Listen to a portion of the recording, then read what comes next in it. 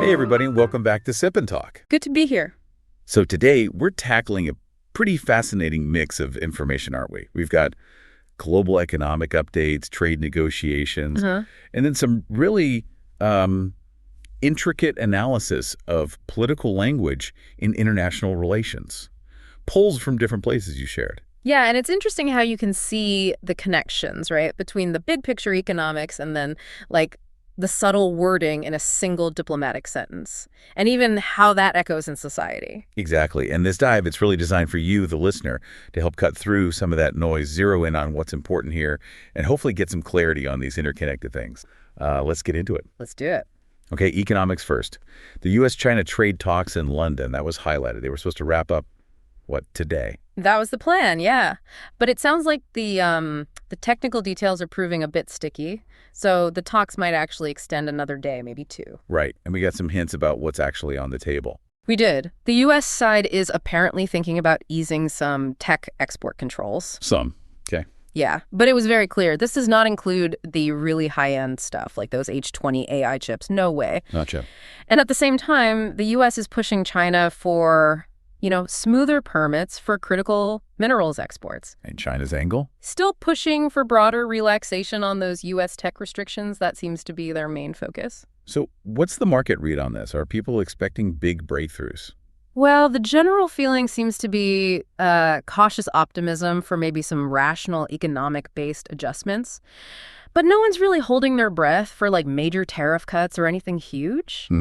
And it was interesting, Treasury Secretary Scott Bessent apparently headed back to D.C. a bit early for Congress testimony. Ah, okay. So domestic politics still playing a role even while talks are happening overseas. Always does, right? So with all this, trade tension still simmering, how are businesses and investors reacting? What did the material show there? Well, one interesting nugget was seeing Cathie Wood adding quite a bit of TSMC ADRs. Oh, right, TSMC. Yeah, and it wasn't just presented as, like, a routine trade.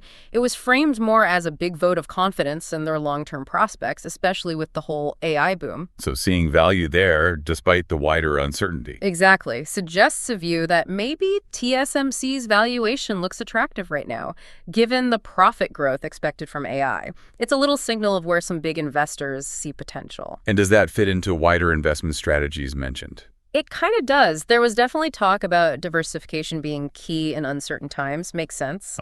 And European markets got a specific mention looking at opportunities in defense, infrastructure, things seen as maybe more stable or necessary spending right now.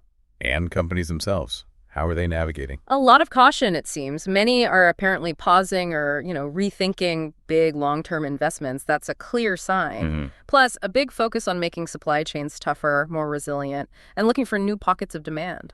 And at the board level? Definitely a heightened awareness of tech risks, cybersecurity, obviously, but also really grappling with AI, both the risks and the opportunities. It feels like a shift towards managing risk carefully and finding very targeted growth areas. Okay. And before we pivot away from this general context, there was one other piece of news mentioned, the protests in L.A. Related to immigration enforcement. Yeah, that was included. Mentioned President Trump ordering National Guard and Marines deployment in response. And the material raised some questions there. It did. Specifically about the legality, if it was done without a state request or invoking specific laws like the Insurrection Act, that was flagged. And the protesters' concerns. Focused on due process for immigrants without criminal records and issues around, rapid arrests and deportations. It was presented pretty factually, just another element of the complex backdrop. Right, a reminder of all the different things happening simultaneously, which actually brings us perfectly to this next piece, something really specific linguistically, but potentially very revealing. Yes. This particular statement attributed to Xi Jinping in the U.S.-China talks. On the surface, maybe it sounds, straightforward. Maybe. But the analysis provided suggests it's, loaded with underlying issues. Contradictions, even. Okay, let's hear it. What was the statement? It was quoted as, I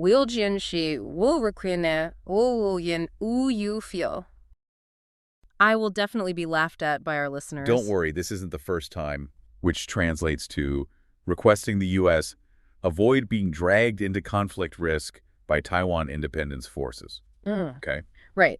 And the analysis really digs into this. First point they make is about what they call responsibility misplacement. Meaning the sentence structure seems to blame Taiwan independence forces for creating the conflict risk. Okay, But the argument goes, the actual risk of conflict in the Taiwan Strait usually stems from Beijing's potential reaction, right? Especially their policy of not ruling out force.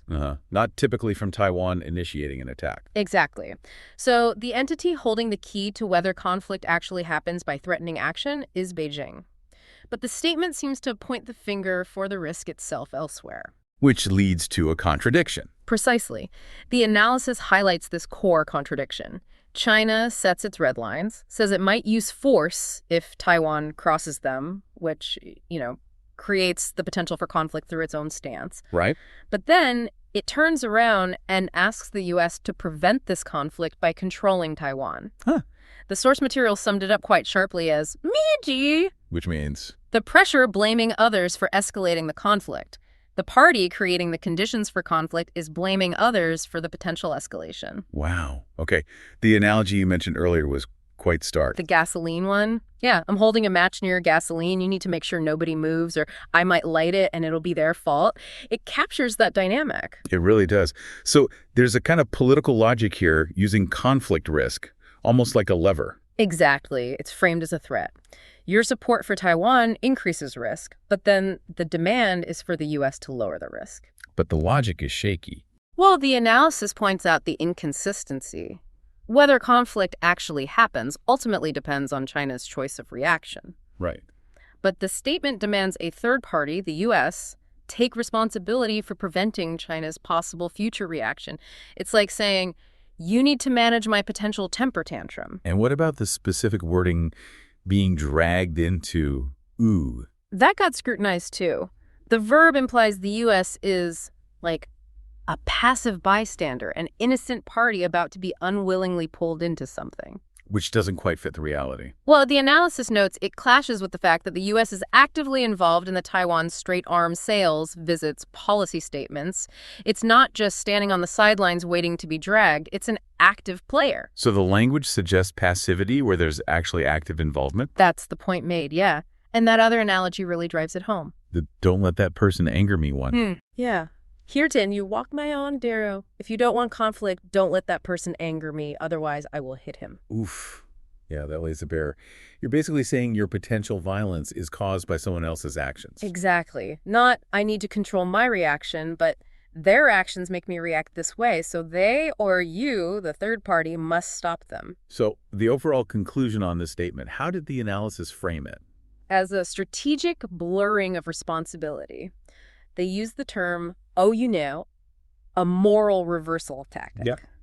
The key issues identified were unclear responsibility, this semantic contradiction we talked about, and a logical trap. It sets up what they called an anti-responsibility narrative. Where China's potential reaction is just assumed to be reasonable or inevitable. Right. And therefore, everyone else bears the burden of preventing it by self-censoring or restraining their own actions. Fascinating. Okay, so we've dissected this high-level state rhetoric. How does this connect then to what might be happening on a more individual level? The sources drew a line there. I did, and this is where it gets really thought-provoking. Yeah. They drew a parallel between the state-level language logic and the kind of behavior sometimes seen from little pinks. Okay, how so? What's the connection with, say, their interactions with Hong Kongers? The core logic, the analysis argues, is strikingly similar, this pattern of outsourcing responsibility. Oh. So just like the official statement seems to outsource blame for a potential conflict to Taiwan independence forces, Right. individuals described as little pinks might outsource responsibility for their own anger or irrational reactions to Hong Kongers, simply expressing a distinct identity. The underlying thought process being analyzed is, if you say you're not Chinese, you are provoking me, you are hurting my feelings. And the implication is the same. My reaction is your fault. Pretty much. In both cases, the implied message is, my strong reaction, whether state force or individual anger, is justified because your actions or identity caused it. So you need to stop doing that to prevent my reaction. It's that same kind of emotional logic. Your words' identity make me feel bad, therefore my hostile reaction is your fault. So why does this happen? The material framed it as a kind of societal microcosm of the system. Yeah, they explored that. Part of it is seen as this deep internalization of authoritarian culture through education and media. Concepts like national unity is supreme, division is bad, get drilled in. Making national identity incredibly sensitive. Exactly. It becomes less a topic for discussion and more a moral absolute, an emotional tripwire. So when someone expresses an identity that challenges that, like a Hong Konger saying, I'm not solely Chinese, it's not just a difference of opinion. It feels like a violation of a fundamental, deeply held truth, which can trigger that immediate emotional pushback, overriding rational discussion. And there was a point about fragile identity, too. Yes, built on a single framework. If the system you grow up in insists there's only one valid way to see identity, say, Chinese, as the only overarching label rather than allowing for complex, layered identities, then someone expressing a different identity feels like a threat to your own understanding. Precisely. It can feel like a challenge to the very foundation of your own internalized values. And the analysis suggested that lashing out, attacking the other person's identity, can become a coping mechanism, a way to defend that fragile sense of self and maintain internal stability by trying to invalidate the threat. So the psychological dynamic described is this outsourcing of emotional responsibility. You frame yourself as the victim whose beliefs have been attacked. That's a key thread, yes. This pattern, whether at the state level or individual interactions of, you made me feel negative, angry, threatened, so my strong reaction is your fault, and you need to change your behavior to stop my reaction. And the focus completely shifts away from understanding why someone feels differently. And lands squarely on, how dare you say that? The impulse is to shut down the difference, not engage with it. Which then mirrors the state, justifying potential actions based on others' perceived provocations. Right.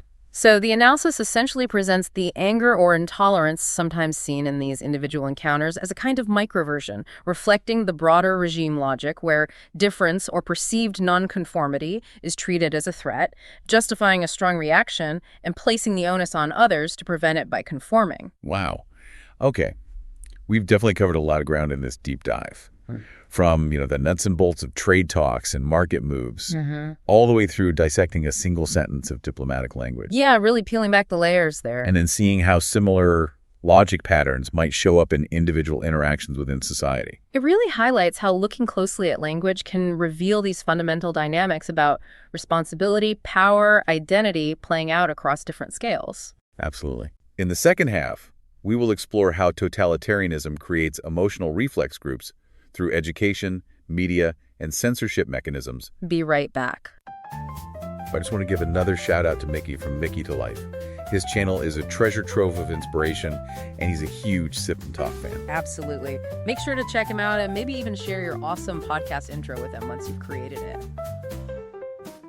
It's this whole idea of whether, powerful systems, maybe like totalitarian ones, can actually engineer how groups of people feel, like shape their emotional reactions. Oh, right. That idea of creating, what was it called?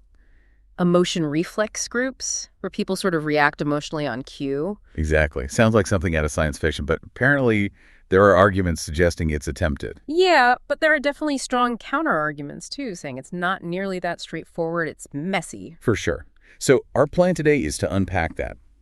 Look at how some think this engineering might work, look at why others say not so fast, and kind of figure out what this means for how information shapes us. Okay, so let's set the stage.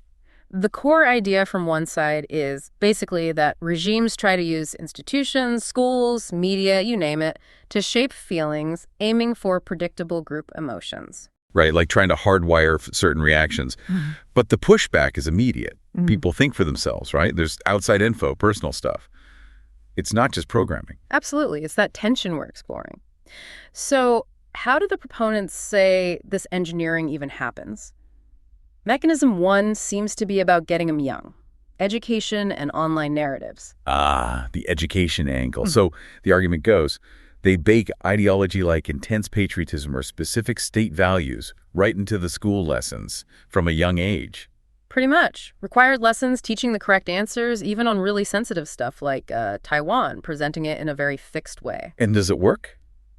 Is there evidence suggested? Well, one perspective points to studies apparently showing like increased trust in the government among students after some reforms, and then this gets reinforced online. Online how? Through media they control, maybe even, those paid commenters you hear about sometimes, trying to steer conversations, plus official accounts pushing the main story. Sounds intense, Yeah. like a full court press. But you mentioned pushback here too. People find other info. Definitely. The counter view is strong. People aren't passive. They find stuff online despite controls. Maybe they study abroad or just talk within their families. Things slip through. Yeah, and couldn't pride in your country just be real? Especially if things have improved a lot, not just something taught. Exactly. Genuine feeling versus something imposed, it's rarely just one thing. Okay, what about specific examples? I think the term little pinks came up. Right. The little pinks often described as young, very vocal online nationalists. One argument frames them as a result of this system. How so? By linking their personal identity super tightly to national pride. Then state media can supposedly mobilize them easily, maybe using celebrities for political stuff, and censorship helps limit other views. But couldn't that intense online vibe come from other places? I mean, online groups get passionate about everything. That's the counter-argument precisely. Maybe it's anxiety about global changes or frustration with the West, or just, like you said, normal online fan culture dynamics. It doesn't have to be state-directed. Makes sense. And even if some people feel that way, others might not. They just aren't as loud online, maybe. For sure. Different views exist, even if they're not amplified. Okay, another big mechanism mentioned was using history, right? Like national humiliation and national rejuvenation. Yeah, that's a powerful one. The idea here is that regimes focus heavily on past wrongs by foreign powers, the 100 years of humiliation narrative, and contrast it with this vision of regaining strength, the national rejuvenation. The argument is this deliberately triggers shared anger, pride, feelings that unite people behind current policies. And we see examples like how anti-Japanese feelings get linked to historical events, or those sudden huge boycotts like the H&M thing over Xinjiang cotton. It feels like flipping an emotional switch tied to history. It can look that way, but again, the counter-argument adds crucial context. Those feelings about history, the desire for national strength, they often have real roots predating the current government. So it's not just a tool the government invented. Probably not just. These sentiments exist in the culture, sometimes bubbling up on their own. And honestly, lots of countries have strong national feelings tied to history. It's not unique. That definitely complicates the picture. So pulling this all together, what's the main thing for you, the listener, to take away from this tangle? I think it's realizing how information environments, especially ones that feel very controlled, are battlegrounds for influencing feelings and beliefs. There's always this interplay between the messages coming at you and your own thoughts, your experiences, maybe deeper cultural stuff. Yeah, so while systems can absolutely try to engineer emotions using information, history, schools, it seems like it's incredibly complex. Individuals, outside factors, real underlying feelings, they all mix in, making pure engineering really, really hard, maybe impossible. Right. It leaves you wondering, doesn't it? In any info environment, how much of what we feel is genuinely us springing from inside, and how much is shaped subtly or not so subtly by the messages we swim in every day. How do these patterns, the language used, the intent behind it, how responsibility gets assigned or deflected, how do they show up not just on the world stage, but maybe in other parts of life? How do we get better at spotting when responsibility for actions or emotions is being, well, outsourced? It's a really useful lens to have. Definitely something to think about. Oh, and just as a sort of interesting footnote, our friend Micky's YouTube channel apparently has some fun stuff like memes, music, wine tasting, travel vlogs. Just an interesting tidbit that was in there. Right. A little something different in the mix. Definitely something to chew on. Thanks for diving in with us on Sip and Talk. Catch you next time.